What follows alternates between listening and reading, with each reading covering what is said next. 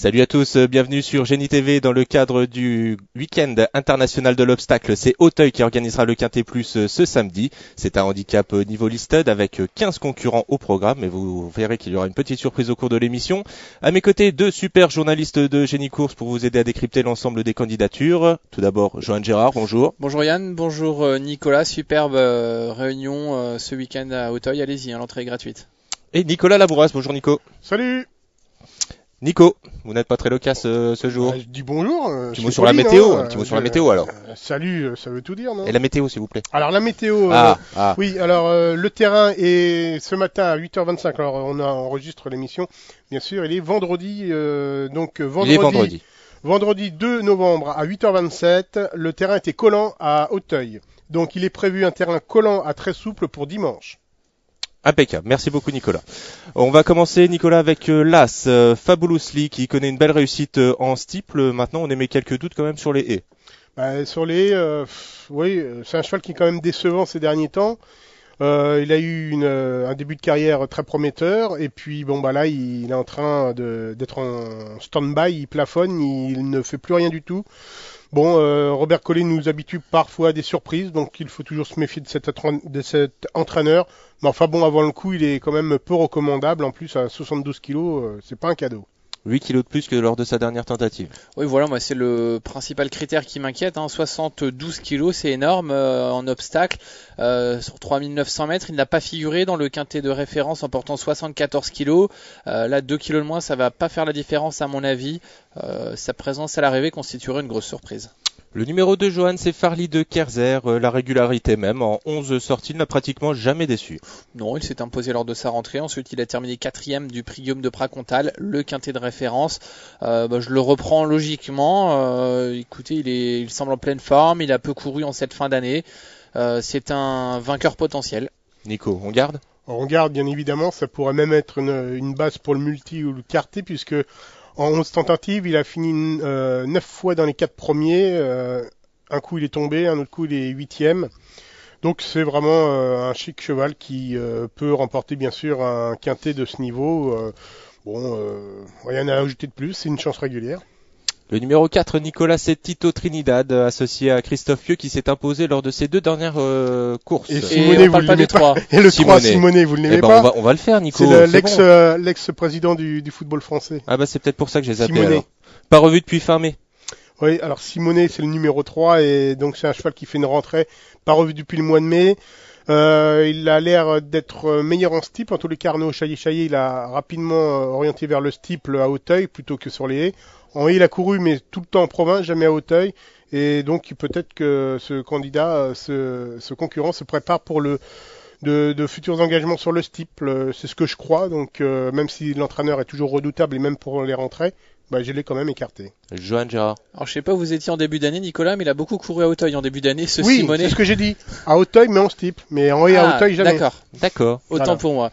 Il a participé à des très bons steeples en début d'année, mais sans pouvoir s'illustrer, où il était nettement battu par des concurrents comme Masterminded ou encore Pomerol. Là, il fait une rentrée, on le reverra.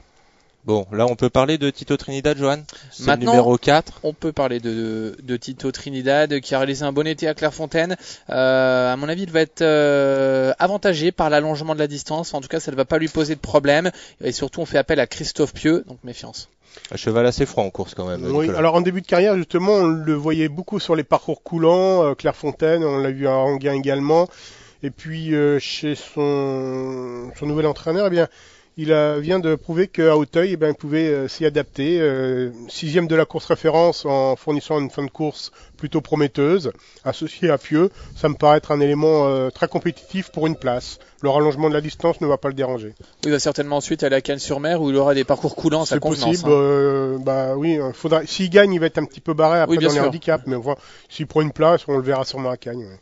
Nicolas, le numéro 5, c'est I Have a Dream qui vient de s'imposer devant son bon nombre de candidats qui le retrouvent ici. Oui, et puis il a pris 4 kilos de pénalité. En obstacle, ça marche, je trouve, moins bien qu'en plat. En plat, on peut surmonter rapidement les surcharges, mais en obstacle, j'ai remarqué quand même que quand un cheval prend 4 kilos comme ça, il a du mal un petit peu à répéter.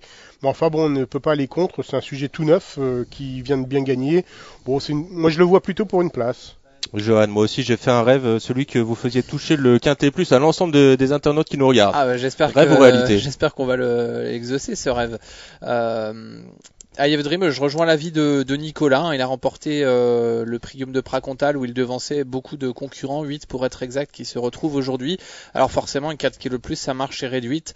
Pour la victoire, ça va pas être simple, mais il peut encore terminer dans la bonne combinaison, 4-5e.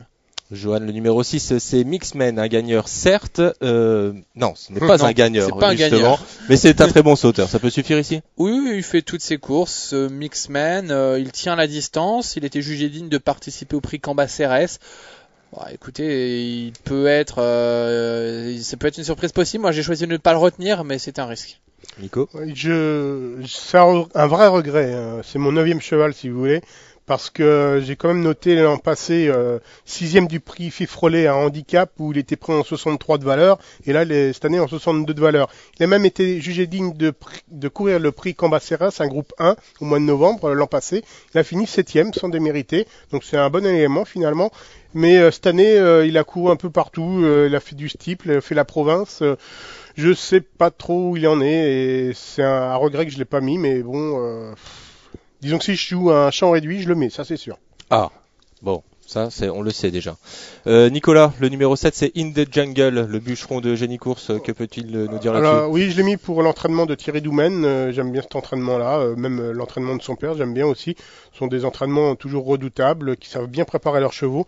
Et donc, il avait bien débuté à Auteuil, il a ensuite fait un peu moins bien, 5e, mais il est sûrement très perfectible. Et bon, en bout de combinaison, ça peut être sympa de le retenir. Il y aura sûrement 20 contre 1. Il peut être 4-5e. Jojo? Moi, j'ai bien aimé sa victoire en début d'année sur les pommes d'Auteuil où il devançait Chamiret en sujet de qualité. La dernière fois, c'était pas mal. Alors, le seul petit souci, c'est qu'il est peu expérimenté. Il n'a que 3 parcours dans les jambes. Il est peut-être pas encore endurci. Je ne l'ai pas retenu, mais c'est mon regret. Et le numéro 8, Johan, il est non partant.